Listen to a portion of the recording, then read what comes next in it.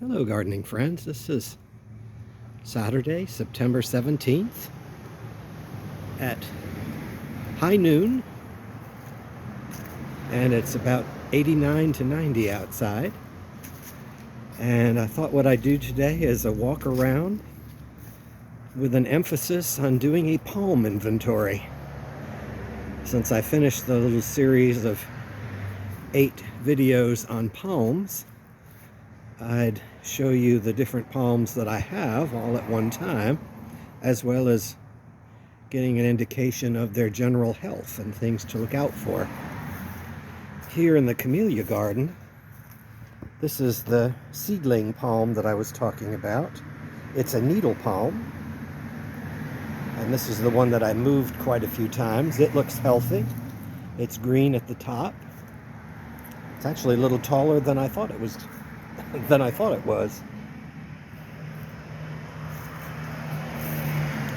I did not talk about cycads because they're not palms.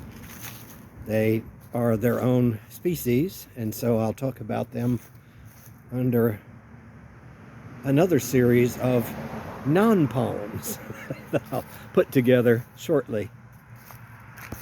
This is a European fan palm. Keep this one in mind because I'm going to show you another one shortly that was purchased at the same time and looked as good as that, but it doesn't look that good today. This one, however, is healthy. All of the top leaves are green. In fact, there's no yellow coloration whatsoever. This is a windmill palm, 30-year-old windmill palm. It looks fairly healthy. It has one dried up leaf at the bottom. The top of the palm is what you really have to look at. It looks fine. The squirrels took all of the fluff off of this palm altogether. Here's the sable minor, sable palmetto. This palm looks a little better. It's a windmill palm. It still has all of its covering on the stalk.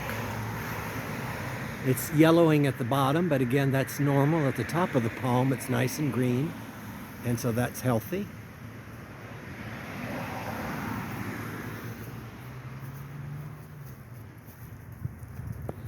Again, these are cycads, not palms.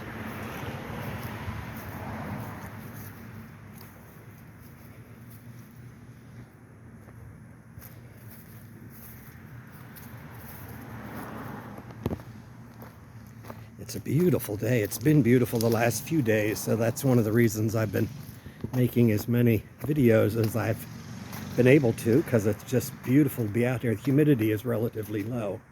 Okay, this is the other European fan palm that I was telling you about. It was purchased the same time as that one out front, only this one I had planted in the shade in the backyard of the Japanese plum, and it was just too deep in shade, so I potted it up in this pot about 2 weeks ago or a week ago, and I'm going to just leave it here to see if it'll recuperate. May not be the wisest choice for being next to a sidewalk, because remember, this is the palm with the thorns along the branches, so if you brush along that, you will get scratched.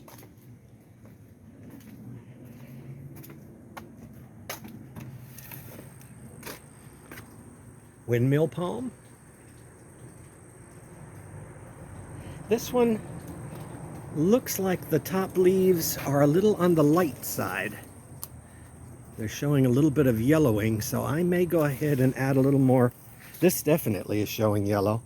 I may go ahead and add some palm fertilizer to that one. Maybe some magnesium sulfate or Epsom salts. You kind of have to keep an eye on palms. They will tell you if they're having problems. Here's the first blossom of my peach-colored, well, I can't go that way. My peach-colored angel's trumpet. I can't go that way. I don't know if you can pick it up, but there is a spider web there, and there is a spider that's in it, and I figure I'll just go around from the other side. No need to mess with his web. He's doing a good job of, it's doing a good job of killing bugs out here. I'm not that intimate with it to know whether it's a male or a female spider. Needle palm. It looks healthy. No real discoloration of any kind. A little bit of yellow here, but that's on the bottom branches. I usually prune those off to keep them looking a little more like a palm and less like a lump of green foliage. Another needle palm. It's looking pretty healthy. There's no yellowing at the top growth.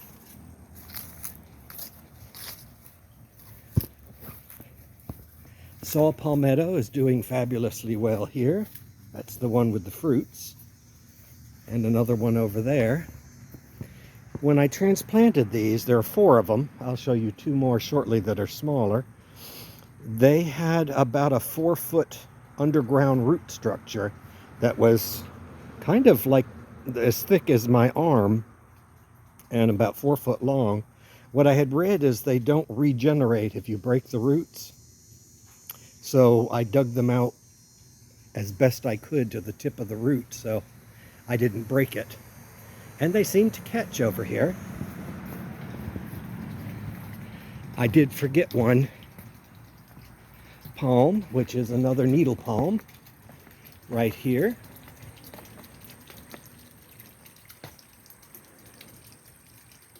And this needle palm has some little speckles on it, so I don't know. It's telling me something's going on, and I don't exactly know what. So I'm going to have to look into that one a little more closely. I may have to spray that with some kind of a dormant oil or something. Here's the better view of the Brugmansia, or angel's trumpet. This is the peach one.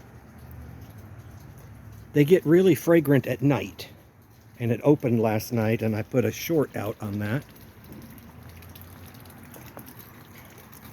The bananas are still doing well, but you can see the yellowing leaves. That's normal. Normally I cut them off, and when I do the video you don't see them, but that's what it would look like normally. The leaves just die naturally, and I cut them off to keep them to get rid of the yellow. Chrysanthemums are doing nicely in these pots. Of course, they're new. This palm is doing well. It's really probably one of my best specimens of the windmill palm. I am a little bothered by the lower branches of that being as yellow as they are. It's not just the lowest ones. The top ones are still green, so I think I'm going to put a little more magnesium sulfate on that tree.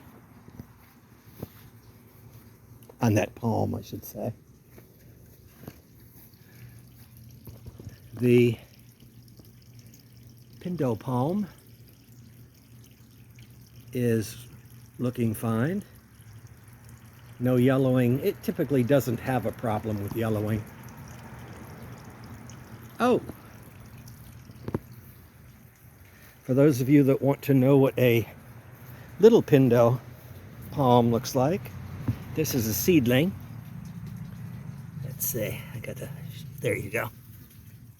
The squirrels probably planted it there.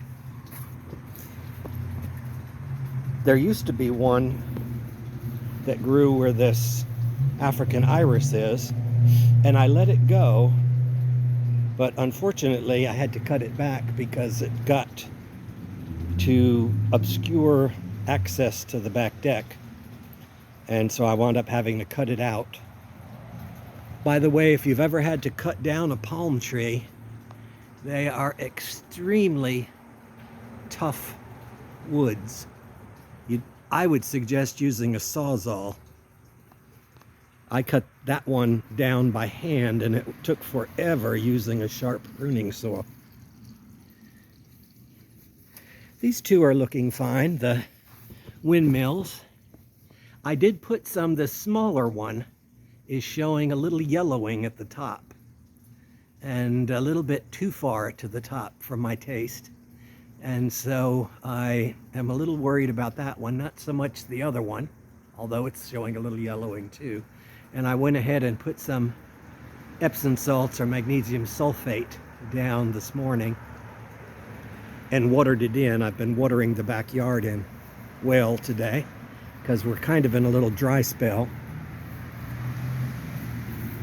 These are the saw palmettos that I planted the same time as the others. You can see I opened this one up a little. And the one over here as well. And my Canary Island date palm. We'll talk a little more about that shortly.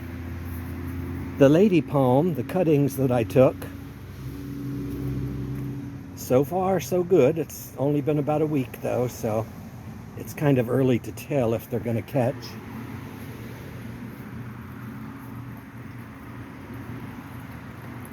Here's the white Bergmansia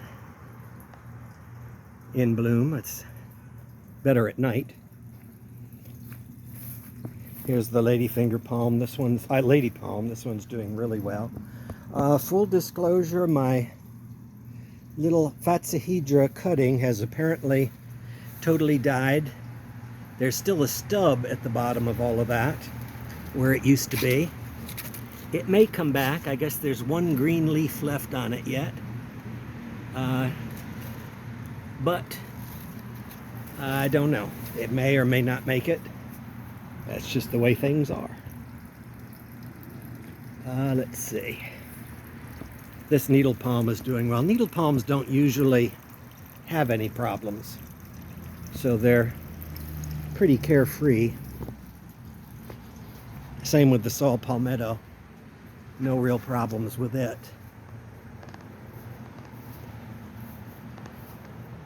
This palm here, the Pindo, is really healthy. No issues with that whatsoever. The unique thing about the Pindo palm, I tried to explain it, but I didn't do a very good job. Its leaves fold in on themselves. You know, they're not flat, they fold. And so I call them very feathery, as opposed to the Canary Island date palm, where the leaves just are basically flat. I can't really tell in the Canary Island date palm, the sun isn't in the right spot, but I'm a little worried about it. Some of the newer growth is showing signs of magnesium deficiency. So I went ahead this morning and put 7 pounds of Epsom salts under that tree and watered under that palm and watered it in. This European fan is doing fine. I don't see any yellowing there whatsoever, so I'm not worried about it. And this one over here is the same. This one's got a slightly grayish cast to it, but there's no yellowing of the branches, so that one's fine. So really there's only a couple, and unfortunately the Canary Island date palm is one of the ones that I'm a little worried about. One of the issues when you put fertilizers on palms, they go by the height of the palm.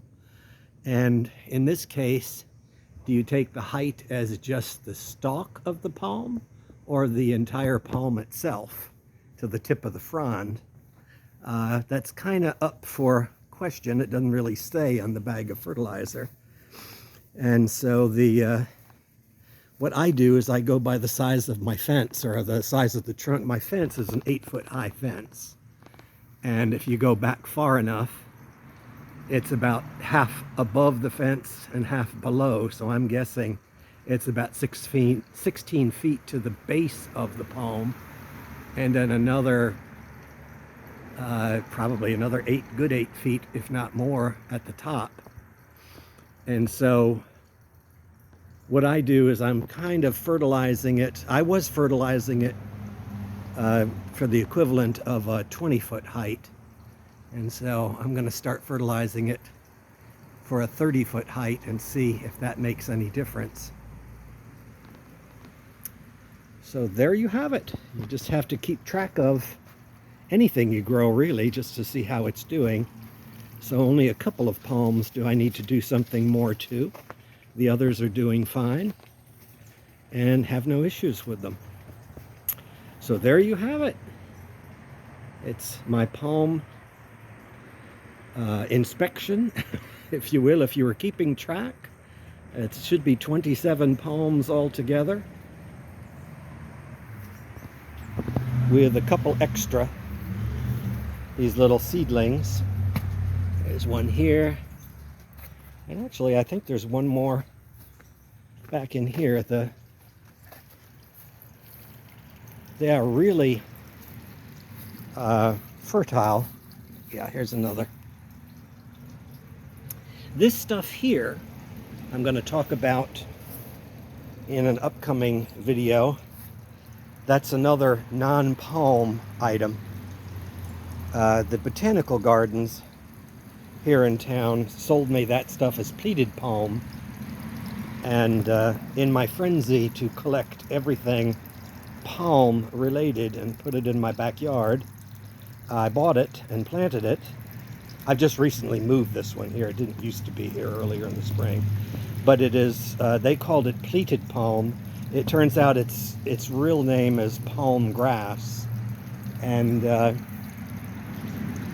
problem I have with it here, although it looks nice as is, you can't really tell the difference between it and the aspidistra.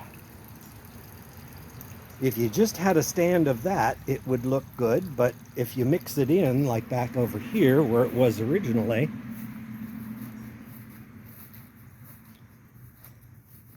here's a little stand of it here in front of the newly planted lady palm. It looks pretty, it's green, it grows in the shade, but it also kind of blends in with the aspidistra. The one drawback to that grass is it dies back the first cold snap you get. So you can tell it's not an aspidistra. The aspidistra stays green even through a hard frost, but the palm grass dies back at first cold snap that you get. So there you have it. A tour of my property, front yard and back, with an emphasis on palms. Stay tuned for the next series, which will be about non-palms. Have a good day. Bye-bye.